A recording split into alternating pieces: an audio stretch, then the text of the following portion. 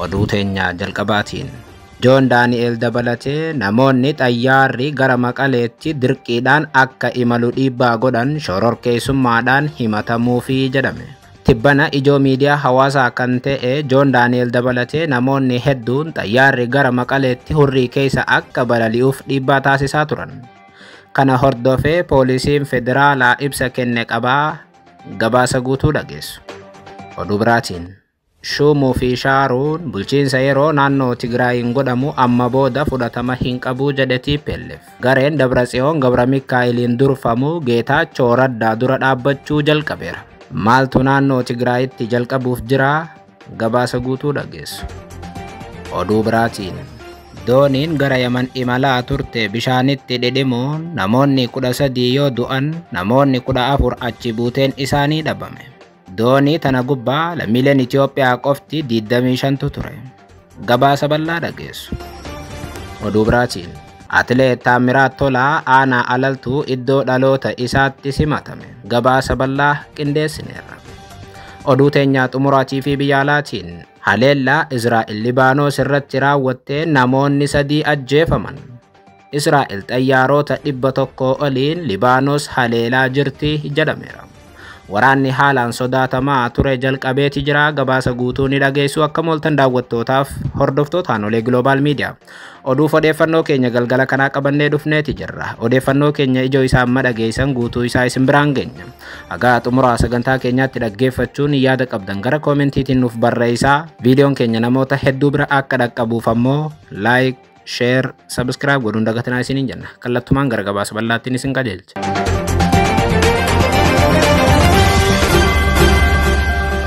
Oduu teenyaa jalqabaatiin. Shumuu fi Shaaruun bulchiinsa yeroo naannoo Tigraayin godhamu amma booda fudhatama hin qabu jedhe gareen TPLF.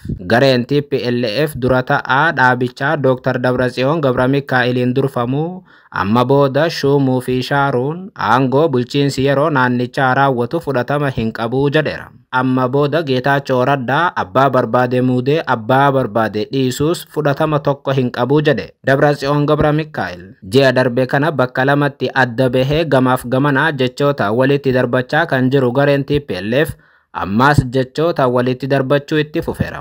Koraa falmisiisaa tibba kanaatiin hoggantuu waajjira dhaabaa TPLF ta'uun kan filataman aadde Fatlawarq Gabra Igzaabeer xalayaa waajjiraalee TPLF godina hanga aanaatti jiraniif erganiin nama aangootti fiduu fi aangoorraa kaasuun fudhatama hin qabu jedhan aadde Fatlawarq.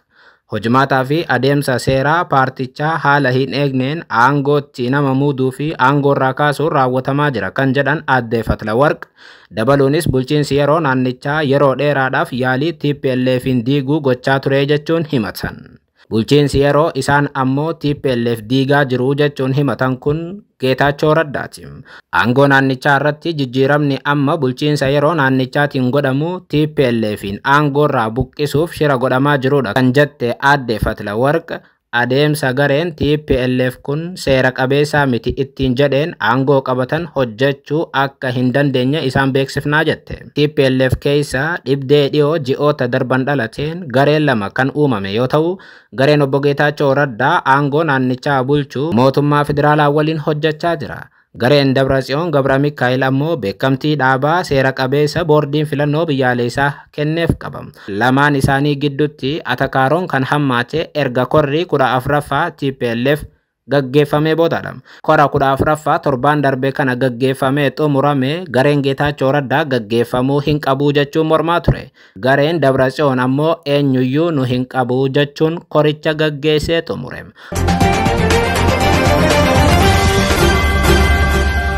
Oduu itti aanu.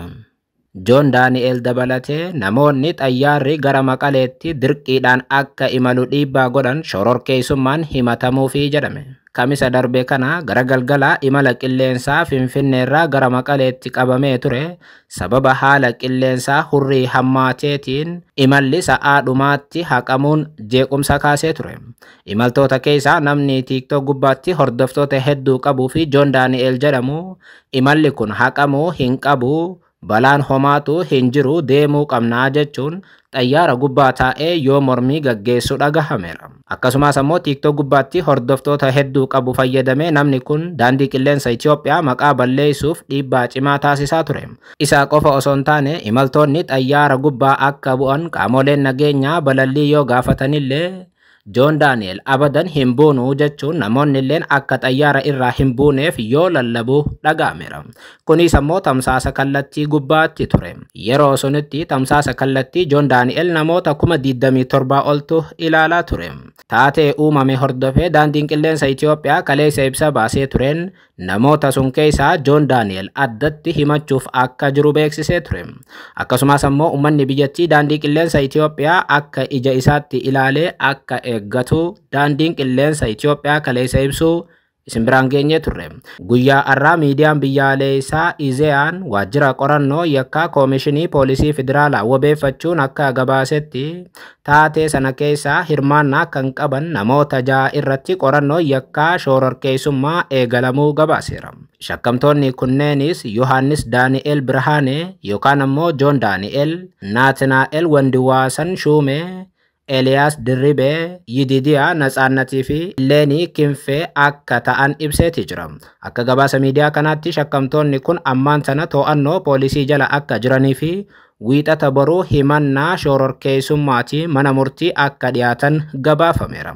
Shakkamtoonni kun haalli qilleensaa hamaan balalliif kan hin mijanne ta'uun ibsamus dirqiidhaan imalli akka godhamu yaaluun nageenya balallii irratti dhiibbaa uumuun cinaatti qaamolee farra nageenyaarraa ergama fudhataniiru jechuun shororkeessummaan himachuudhaaf qorannoon gaggeeffamaa akka jiru Izeyaan gabaaseeti jira. Mootummaa Itoophiyaa qofa osoo hin taane immoo John Daniel uummanni Itoophiyaa guutuun itti mufateera. Uummanni biyyattii miidiyaa hawaasaa gubbatti John Daniel badii guddaa raawwateera, daandii qilleensa Itoophiyaa kabajamaa maqaa xureesseera. Kanaaf immoo uummata biyyattiitii fi daandii qilleensa Itoophiyaa dhiifama gaafachuu qabaa jechuun dubbachaa turan. Kaan isaanii ammoo adabamuu qabaa jechuun barreessaa turan. Oduu biraatiin dooniin gara Yaman imalaa turte bishaanitti dhidhimuun namoonni 13 yoo du'an namoonni 14 achi buuteen isaanii dhabame. Doonii tana gubbaa lammiileen Itoophiyaa qofti 25tu ture. Dhaabbanni godaantoota idil addunyaa IOM ibsa dilbata har'aa baaseen kibxata darbe bidiruun godaantoota qarqara galaanaa bulchiinsa Taa'iz Yaman irratti garagaltee jiraachuu beeksiseera.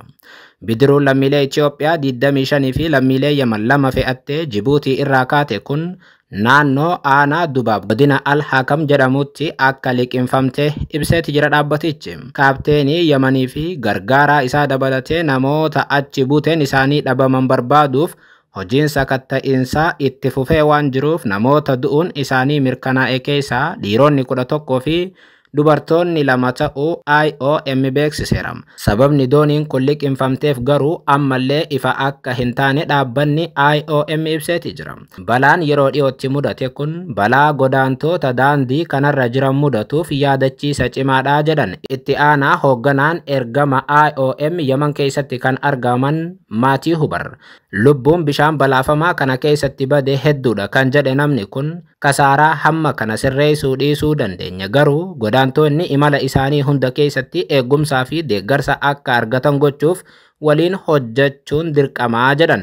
IOM bara 2023 keessa namoota 97,200 fi 200 ol gara Yaman kan galche yoo ta'u bara kana ammoo lakkoofsa bara darbee namoonni kun caaleeti jira.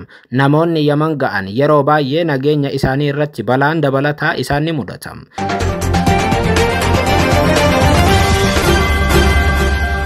Oduu biraatiin Atileet Taamiraat Tolaa aanaa alaltuu iddoo dhaloota isaatti simatame. Gama biraatiin Atileet Taamiraat Tolaa barattootaa fi guddattootaaf meeshaalee barnootaatii fi hidhannoo ispoortii deeggarsaan taasiseeti jira. Gooticha maaraatoonii Paaris kan ta'e Koomaandar Atileet Taamiraat Tolaa bakka dhaloota isaa aanaa alaltuutti har'a imalee simannaan guddaan taasifameefiiti jira. Olompikii Paaris 33ffaa irratti dorgommii maaraatoonii dhiirotaatiin riikardii fooyyeessuun kan injifate Koomaandar Atileet Taamiraat Tolaatiif bulchiinsi aanaa alaltuu sagantaa simannaa fi galateeffannaa qopheesseefiiti jira. Sagantaa kanarratti haati warraa isaa atileet Dharraadiidha. Atileet Siisay Lammaatii fi maatiin isaa argamaniiti jiru. Hawaasni naannoo ammoo tokko osoo hin hafin daandii alaltuu guutanii simatan. Haaluma wal fakkaatuun atileet Taamiraat Tolaan barattootaa fi guddattoota naannoo bakka dhaloota isaa jiraniif meeshaalee barnootaatii fi hidhannoo ispoortiitiif oolan birrii miliyoona tokkotti tilmaamaman deeggarsa taasiseeti jira. Yeroo itti aanu ammoo mana barumsaa tokko ijaaruuf atileetiin kun waadaa galeeti jira.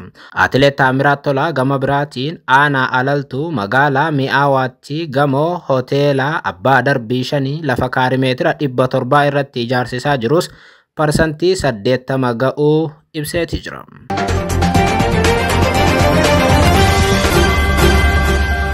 Oduu teenya xumuraatii fi biyya alaatiin haleellaa Israa'el Libaanoositti raawwattee namoonni 3 ajjeefaman. Israa'el guyyaa har'aa xayyaarota 100 olii Libaanos haleelaa jirti jedhameera. Ministeerri fayyaa Libaanos haleellaa Israa'el raawwattee namoonni 3 ajjeefamuu himaniiti jiru. Akka gabaasa ministeerichaatti taanaan namni tokko haleellaa diroonii konkolaataa irratti raawwatteen ajjeefame. Hizboollaan haleellaa sanaan namni ajjeefame kun loltuu isaa gartuu sosochii Shiyaa Amal jedhamu akka ta'e ibseeti jira. Ministeerichi ibsa baase keessatti namoonni biroo 2 bulchiinsa Tirii jedhamu keessatti ajjeefamuu gabaaseera. Haa ta'u malee odeeffannoo dabalataa dhimma kanarratti hin kennine. Dubbi himaa waraana Israa'el gama isaaniitiin ammoo haleellaa ganama kana Hizboollaan nurratti raawwatee miidhaan qaqqabe xiqqaadhaa jechuun dubbatan. Hamma isaa garuu ammatti ifa hin goone. Hizboollaan illee gama isaatiin Israa'el ofirraa qolachuuf haleellaa raawwachuu irratti argama. Haleellaan amma baname kun ammoo addunyaa rifachiiseera. Biyyoonni lamaan waraana guututti seenuu akka danda'anis ibsameera. Lammiileen Itoophiyaa Libaanos keessa jiran ammoo rakkoo keessa akka jirantu himama. Mootummaan Itoophiyaa ammoo lammiilee sun baasuudhaaf fedhiin inni agarsiise tasumaa hin jiru.